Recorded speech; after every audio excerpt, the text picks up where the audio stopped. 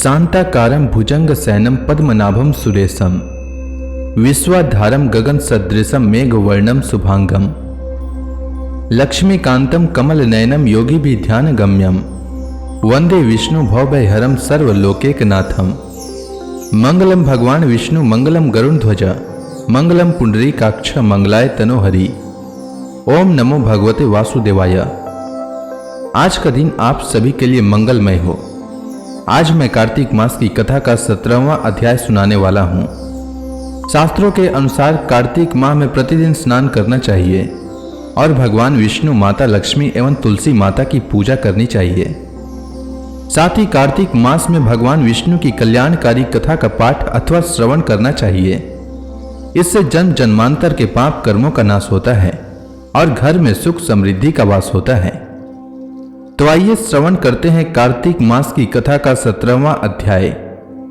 श्री पराशर जी बोले, हे महामुने, इस प्रकार ब्रह्मा जी के द्वारा स्तुति किए जाने पर भगवान परमेश्वर ने अपने श्याम और श्वेत 2 केस उखाड़े और देवताओं से बोले, मेरे ये दोनों केस पृथ्वी पर अवतार लेकर पृथ्वी के भार रूप कष्टों को दूर करेंगे।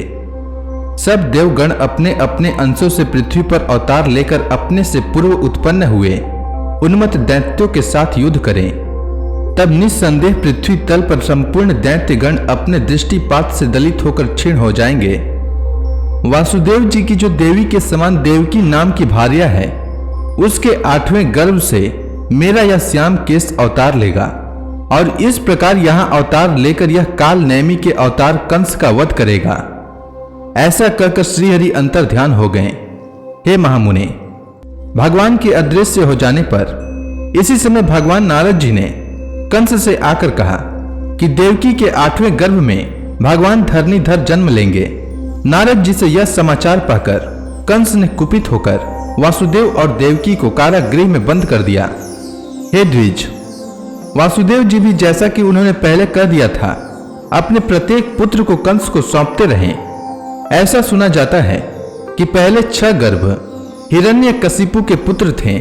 भगवान विष्णु की प्रेरणा से योग निद्रा उन्हें कर्मशः गर्भ में स्थित करती रही।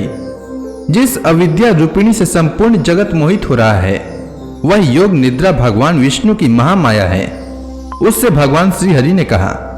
श्री भगवान बोले, हे निद्रे, जा मेरी आज्ञा से तू पाताल में स्थित 6 गर्भों को एक एक करके देवकी के कुक्षी में स्थापित कर दे। कंस द्वारा उन सब के मारे जाने पर शेष नामक मेरा अंश अपने अंशांश से देवकी के 7वें गर्भ में स्थित होगा। हे देवी, गोकुल में वासुदेव जी की जो रोहिणी नाम की दूसरी भार्या रहती है, उसके उदर में उस 7वें गर्भ को ले जाकर तू इस प्रकार स्थापित कर देना, जिससे वह उसी के जठर से उत्पन्न हुए के समान जान पड़े। उसके विषय में संसार यही कहेगा कि कारागार में बंद होने के कारण भोजराज कंस के भय से देवकी का 7वां गर्भ गिर गया। वह श्वेत शैल शिखर के समान वीर पुरुष गर्भ से आकर्षण किए जाने के कारण संसार में समकर्षण नाम से प्रसिद्ध होगा। तदंतर हे शुभे, देवकी के 8वें गर्भ में मैं स्थित हो जाऊंगा।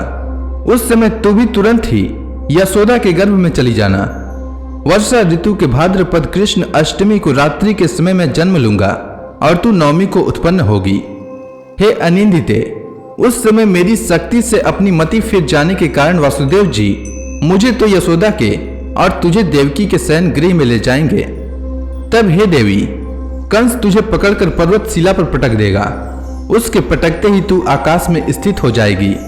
उस समय मेरे गौरव से सहस्त्र नयन इंद्र सिर झुकाकर प्रणाम करके अनंतर तुझे भगनी रूप से स्वीकार करेगा।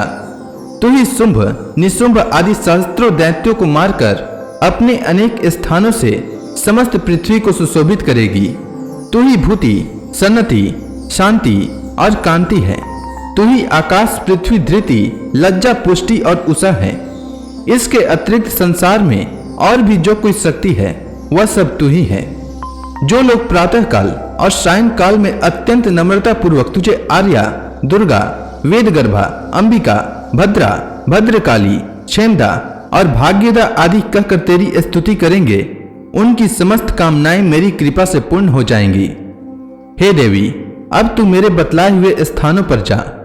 श्री पराशर जी बोले, हे मैत्रेय, देव श्री विष्णु भगवान ने जैसा कहा था उसके अनुसार जगदात्री योग माया ने 6 गर्भों को देवकी के उदर में स्थित किया और 7वें को उसमें से निकाल लिया। इस प्रकार 7वें गर्भ के रोहिणी के उदर में पहुंच जाने पर श्री हरि ने तीनों लोकों का उद्धार करने की इच्छा से देवकी के गर्भ में प्रवेश किया। भगवान परमेश्वर के आज्ञा अनुसार योग माया भी उसी समय यशोदा के गर्भ में स्थित हुई। हे द्विज, विष्णु अंश के पृथ्वी में पधारने पर आकाश में ग्रह गण ठीक ठीक गति से चलने लगे और ऋतुगण भी मंगलमय होकर शोभा पाने लगे।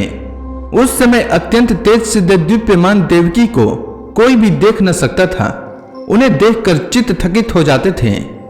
तब देवता गण अन्य पुरुष तथा स्त्रियों को दिखाई न देते हुए अपने शरीर में भगवान विष्णु को धारण करने वाली देवकी जी की अहनिश स्तुति करने लगे। देवता बोले, हे शोभने, तू पहले ब्रह्म प्रतिबिंब धारिणी मूल प्रकृति हुई थी और फिर जगद्वी धात्री वेद गर्भा वाणी हुई। हे सनातने, तू ही सृज्य पदार्थों को उत्पन्न करने वाली और तू ही सृष्टि रूपा है। तू ही सबकी बीज स्वरूपा यज्ञमयी वेद त्रयी हुई है तथा तू ही देव माता अदिति और दैत्य प्रसूदिति है। तू ही काममयी इच्छा, संतोषमयी तुष्टि, बोध गर्भा प्रज्ञा और धैर्य धारिणी धृति है। ग्रह नक्षत्र और तारा गणों को धारण करने वाला तथा कारण स्वरूप आकाश तू ही है। हे जगदात्री, हे देवी, ये सब तथा और भी सहस्त्रों और असंख्य विभूतियां इस समय तेरे उदर में स्थित है। हे शुभे, समुद्र पर्वत नदी द्वीप वन और नगरों से सुशोभित तथा ग्राम खरवट और खेतादि से संपन्न समस्त पृथ्वी, संपूर्ण अग्नि और जल तथा समस्त वायु ग्रह नक्षत्र एवं तारा गणों से चित्रित तथा सैकड़ों विमानों से पूर्ण सबको अवकाश देने वाला आकाश, भूलोक, भुवलोक, स्वलोक तथा मह जन तप और ब्रह्मलोक पर्यंत संपूर्ण ब्रह्मांड तथा उसके अंतर्वर्ती देव, असुर, गंधर्व, चरण, नाग, यक्ष, राक्षस, प्रेत, मनुष्य, पशु और जो अन्य जीव हैं। हे यशस्विनी, वे सभी अपने अंतर्गत होने के कारण जो श्री अनंत सर्वगामी और सर्वभावन हैं तथा जिनके रूप, कर्म, स्वभाव तथा समस्त परिमाण परिच्छेद के विषय नहीं हो सकते, वे ही श्री विष्णु भगवान तेरे गर्भ में स्थित हैं। तू ही स्वहा स्वधा विद्या सुधा और आकाश स्थिता ज्योति है। संपूर्ण लोकों की रक्षा के लिए ही तूने पृथ्वी में अवतार लिया है। हे देवी, तू प्रसन्न हो। हे शुभे, तू संपूर्ण जगत का कल्याण कर। जिसने इस संपूर्ण जगत को धारण किया है उस प्रभु को तू प्रीति पूर्वक अपने गर्भ में धारण कर। श्री पराशर जी बोले, हे मैत्रेय, देवताओं से इस प्रकार स्तुति की जाती हुई देवकी जी ने संसार की रक्षा के कारण भगवान पुंडरीकाक्ष को गर्भ में धारण किया। इसके आगे श्री पराशर जी मैत्रेय जी को क्या कहते हैं वह मैं अगले अध्याय में कहूंगा। तब तक के लिए भगवान विष्णु का नाम लेते रहें। तो प्रेम से बोलिए भगवान विष्णु की जय, माता लक्ष्मी की जय, तुलसी माता की जय, श्री कृष्ण भगवान की जय, समस्त देवी देवताओं की जय।